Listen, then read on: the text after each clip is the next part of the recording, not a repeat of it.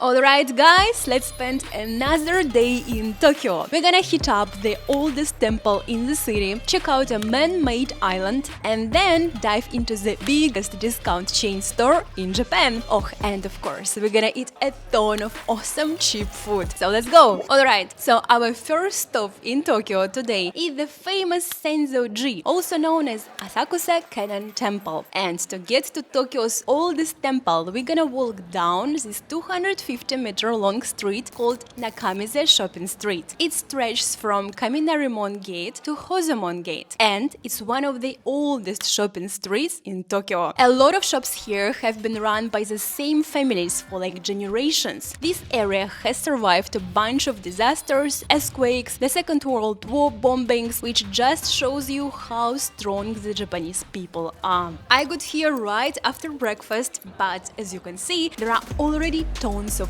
tourists. I mean, it's my second day in Japan and I'm still not used to seeing so many people on the streets. And I still don't get why tourists wear kimonos and take photos. I think the Japanese don't get it either. But you know, a lot of Chinese businessmen are making good money of this in Japan. So I walked through the Nakamize shopping street during rush hour and it took me about 35 minutes without shopping for too long at the shops. And yeah, I finally made it to Sensoji Temple. It's the most visited temple in the world. Like 30 million people come here every year. But like in a lot of other popular tourist spots in Japan, if you come here late at night, you can really enjoy the awesome atmosphere and the quiet without all the crowds. Like, this is what the temple looks like late at night.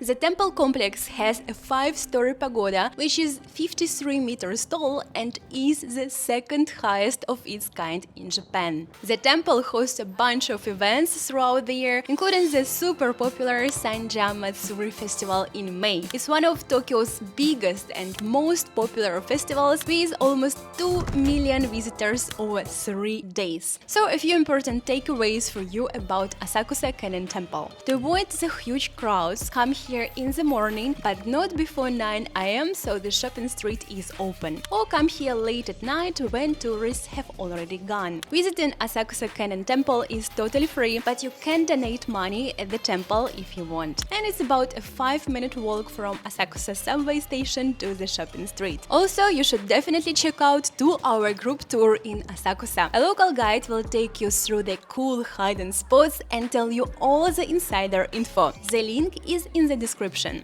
Alright, I think it's time to grab some food. Asakusa is super touristy right now, with huge lines at restaurants and prices that are like totally for tourists. So we are heading to Shinagawa, to a local restaurant where you can get a lunch set for only 9 euros on weekdays. Plus, they've got free tea and coffee. They also have Japanese-style private rooms where Japanese families usually go. But on my last day in Tokyo, I got really lucky and had lunch in one of those rooms too. I didn't get a lot of videos cause you are not really supposed to film in there. But trust me, the atmosphere is amazing, the food is crazy good, the staff is super friendly. Tourists hardly ever come here cause Shinagawa is a business district, so the restaurant is mostly for locals. I'll leave the restaurant link in the description box below. Awesome! We've got tons of energy for more exploring, and our second stop in Tokyo today is the man-made island of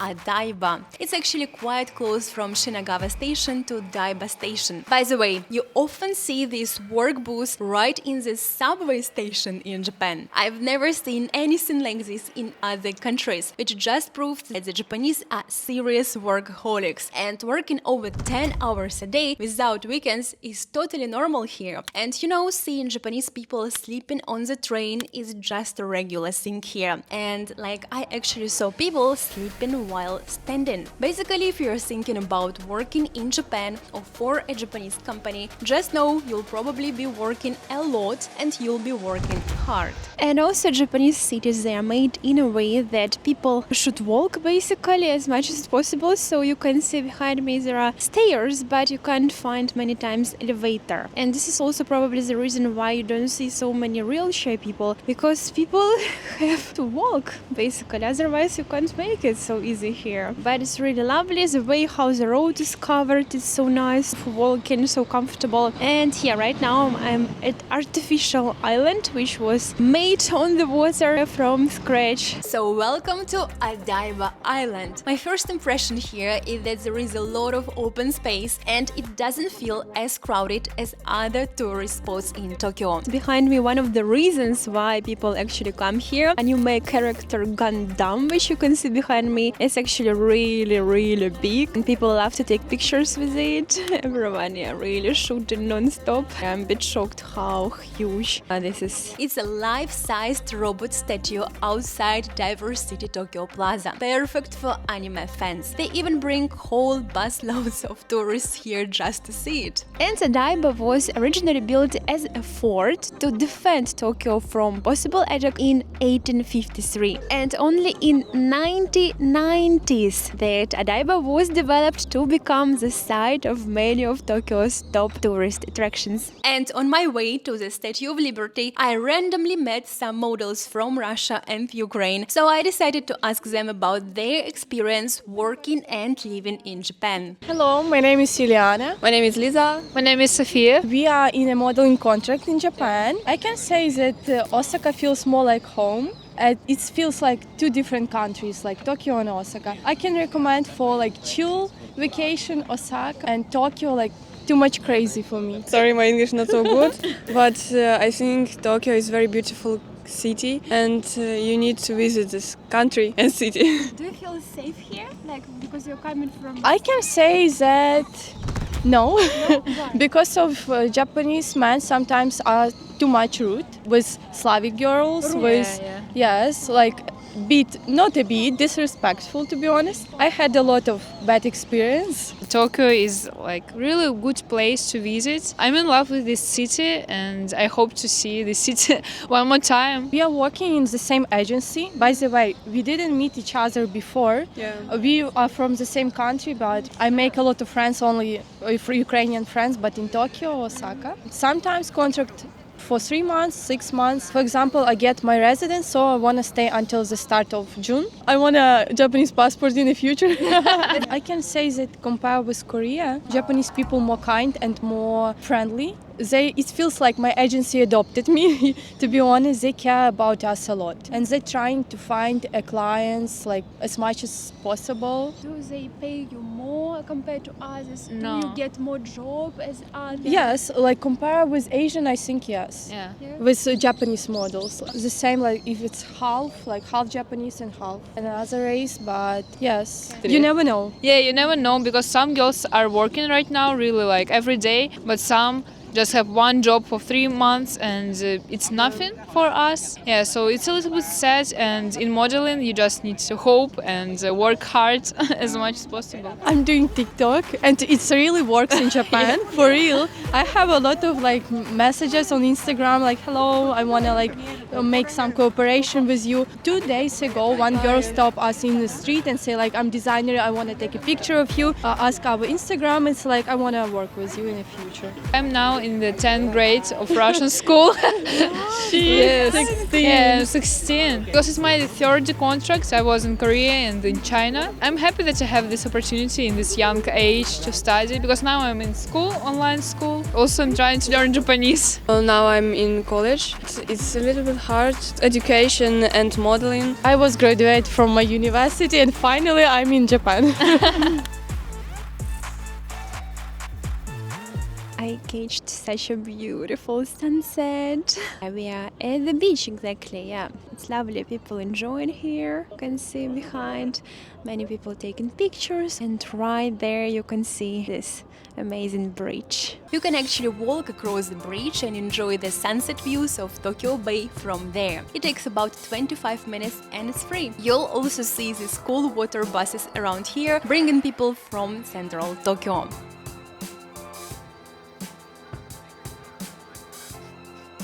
But let's check out Dex Tokyo Beach, a mall facing Tokyo Bay and Odaiba Marine Park. It's home to Japan's largest indoor theme park, Tokyo Joypolis. And they also built by Sega a huge amusement park indoor here, so just in case you love it, you can do it here. As soon as you step on the 4th floor of Dex Tokyo Beach, you'll feel like you've time traveled to 1960s Japan. Daiba One Chom Shotengai, so interesting street, which is kind of a retro street of games from 1970s, 60s, 80s. Recreates a Japanese town from the Showa era with old school candy shops, retro games, a horror house and vintage eateries.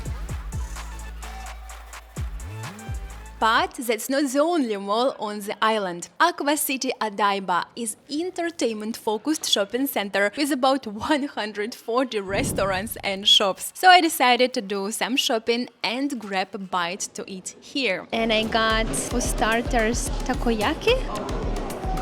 And here is my main course from Chinese restaurant. This is rice with chicken. And another special meal for today is Wagyu beef. Look at this. Oh, smells so good. This was my first shopping experience in Japan, and something really surprised me. They have these special platforms in the fitting rooms where you can stand without shoes, so it's clean and easy to try things on. If Western stores did this, I'd go shopping in Europe way more often. This is also, you can see, only in Japan. Here at department store, there is a place where small puppies and cats basically live, and you can try to play with one of it if you like, and you can buy later. Average price is about 3,000 euros. These pet shops where you can play with pets and even buy them, which is pretty pricey, by the way. Pet ownership in Japan is really expensive, especially for dogs and cats. Japan has the highest cost of dog ownership in the world, with lifetime expenses around $31,000. The average lifetime cost of owning a cat in Japan is about $19,600. This is how you make me feel.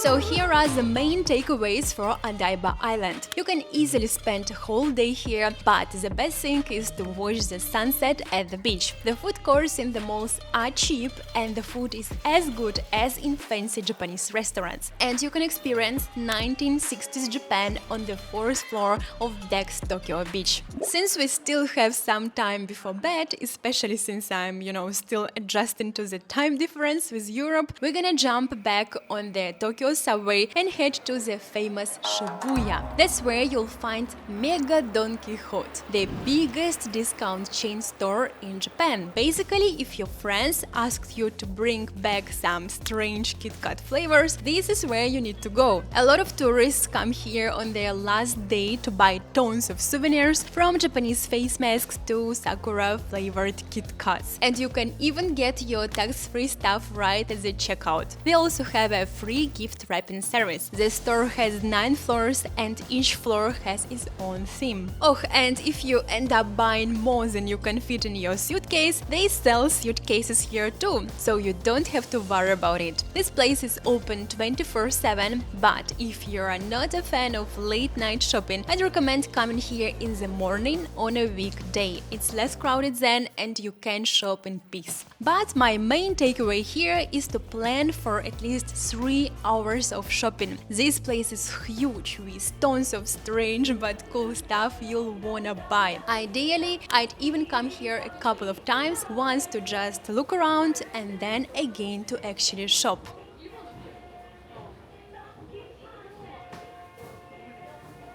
And heading back to Shibuya station, I was listening to heavy metal instead of lullabies. Why not, right? We are in Japan after all.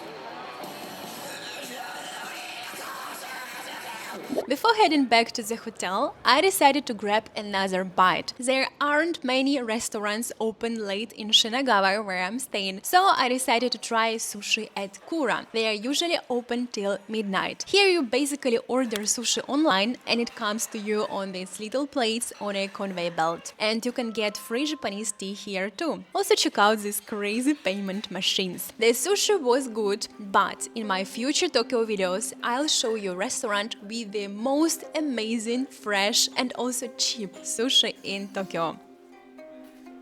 Oh yeah, and at Shinagawa station before leaving, I grabbed these Japanese sweets. They are insanely good. And I got this cheesecake at the 7-Eleven convenience store on the first floor of my hotel. I can't believe a convenience store cheesecake tastes better than a restaurant one. Seriously, you're gonna try it when you are in Japan. And with that sweet note, I'm off to bed, but you guys should definitely check out the video on the screen. There I shared my first day in Japan and how I dealt with the crazy time difference. See you there!